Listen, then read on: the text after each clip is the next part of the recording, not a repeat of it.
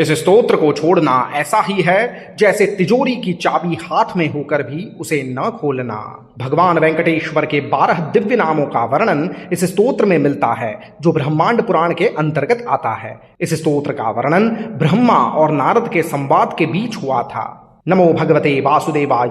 इस स्तोत्र की फलश्रुति में बताया गया है जो मनुष्य इन 12 नामों का तीनों संध्या सुबह दोपहर शाम में पाठ करता है वह दरिद्रता और दुख से मुक्त होकर धन और अन्न से संपन्न हो जाता है। यह स्तोत्र मनुष्य को लोगों और राजाओं को वश में करने की शक्ति देता है, सभी इच्छाओं को पूर्ण करता है, दिव्य तेज प्रदान करता है और दीर्घायु देता है। यह स्तोत्र ग्रहों के दोष रोग आदि का नाश करता है और इच्छित फल देता है। इस जन्म में सुख प्रदान करता है तथा अंत में भगवान विष्णु के साथ एकत्व मोक्ष की प्राप्ति कराता है। ऐसे रहस्यमय और दिव्य स्तोत्र स्तुतियां हम आपके लिए लेकर आते रहते हैं, इसीलिए चैनल को सब्सक्राइब अवश्य कीजिएगा, वीडियो को अंत तक अवश्य देखें और वीडियो के अंत में गोविंदा हरि गोविंदा कमेंट करना न भूलें। ऐसे रहस्यमय स्तोत्र अपने संबंधी जनों से साझा अवश्य करें। आइए सुनते हैं श्री वेंकटेश द्वादश नाम स्तोत्रम।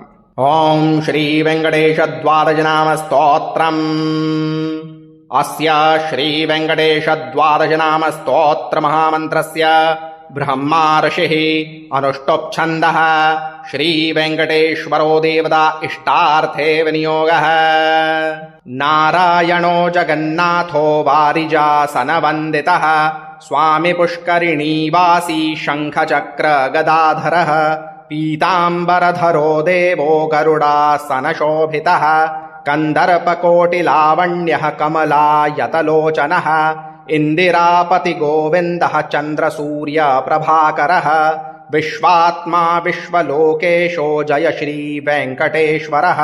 एतद्द्वादश नामानि त्रिसन्ध्यं यः पठेन्नरः दारिद्र्यदुःख निर्मुक्तो धनधान्य समृद्धिमान् जनवश्यं राजवश्य सर्वकामार्थसिद्धिदम् दिव्यतेजः समाप्नोति दीर्घमायुश्च विन्दति ग्रहरोगादिनाशं च कामितार्थफलप्रदम् इह जन्मनि सौख्यं च विष्णुसायुज्यमाप्नुयात्।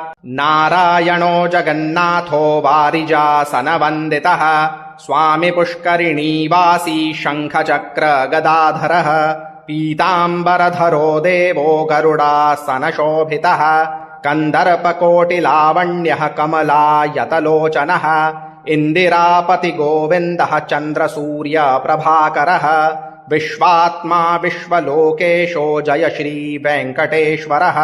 एतद्द्वादश नामानि त्रिसन्ध्यं यः पठेन्नरः दारिद्र्यदुःख निर्मुक्तो धनधान्य समृद्धिमान् जनवश्यं राजवश्य सर्वकामार्थसिद्धिदम् दिव्यतेजः समाप्नोति दीर्घमायुश्च विन्दति ग्रहरोगादिनाशं च कामितार्थफलप्रदम् इह जन्मनि सौख्यं च विष्णुसायुज्यमाप्नुयात्। नारायणो जगन्नाथो वारिजासनवन्दितः स्वामी पुष्करिणीवासी शङ्खचक्र गदाधरः पीताम्बरधरो देवो गरुडासनशोभितः कन्दर्पकोटिलावण्यः कमलायतलोचनः इन्दिरापति गोविन्दः चन्द्रसूर्य प्रभाकरः विश्वात्मा विश्वलोकेशो जय श्री वेंकटेश्वरः। एतद्द्वादश नामानि त्रिसन्ध्यं यः पठेन्नरः दारिद्र्यदुःख निर्मुक्तो धनधान्य समृद्धिमान् जनवश्यं राजवश्य सर्वकामार्थसिद्धिदम् दिव्यतेजः समाप्नोति दीर्घमायुश्च विन्दति ग्रहरोगादिनाशं च कामितार्थफलप्रदम् इह जन्मनि सौख्यं च विष्णुसायुज्यमाप्नुयात्। नारायणो जगन्नाथो वारिजासनवन्दितः स्वामी पुष्करिणीवासी शङ्खचक्र गदाधरः पीताम्बरधरो देवो गरुडासनशोभितः कन्दर्पकोटिलावण्यः कमलायतलोचनः इन्दिरापति गोविन्दः चन्द्रसूर्य प्रभाकरः विश्वात्मा विश्वलोकेशो जय श्री वेंकटेश्वरः।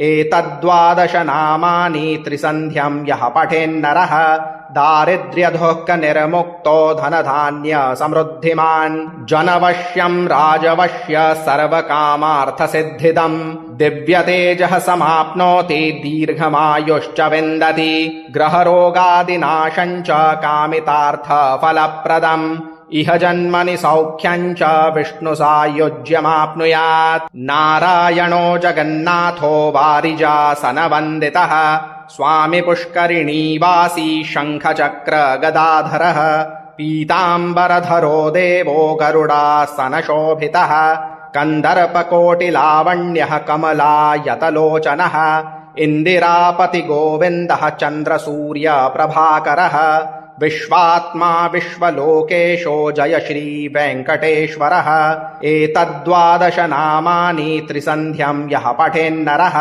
दारिद्र्यदुःखनिर्मुक्तो धनधान्यसमृद्धिमान् जनवश्यं राजवश्य सर्वकामार्थसिद्धिदम् दिव्यतेजः समाप्नोति दीर्घमायुश्च विन्दति ग्रहरोगादिनाशं च कामितार्थफलप्रदम् इह जन्मनि सौख्यं च विष्णुसायुज्यमाप्नुयात् नारायणो जगन्नाथो वारिजासनवन्दितः स्वामी पुष्करिणीवासी शङ्खचक्रगदाधरः पीताम्बरधरो देवो गरुडासनशोभितः कन्दर्पकोटिलावण्यः कमलायतलोचनः इन्दिरापतिगोविन्दः चन्द्रसूर्यप्रभाकरः विश्वात्मा विश्वलोकेशो जय श्रीवेङ्कटेश्वरः एतद्द्वादश नामानि त्रिसन्ध्यं यः पठेन्नरः दारिद्र्यदुःखनिर्मुक्तो धनधान्यसमृद्धिमान्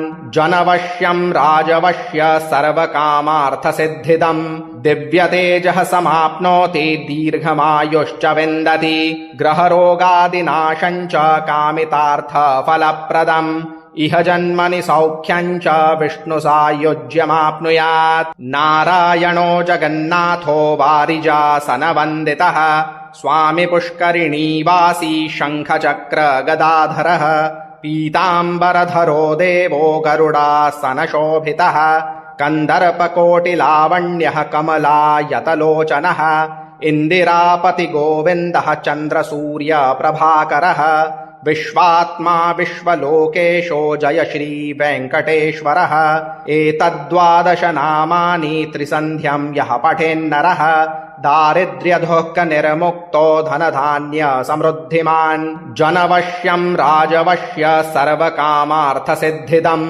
दिव्यतेजः समाप्नोति दीर्घमायुश्च विन्दति ग्रहरोगादिनाशं च कामितार्थफलप्रदम् इह जन्मनि सौख्यं च विष्णुसायुज्यमाप्नुयात् ॐ ब्रह्माण्डपुराणे ब्रह्मनारदसंवादे वेङ्कटेशद्वादशनामस्तोत्रम्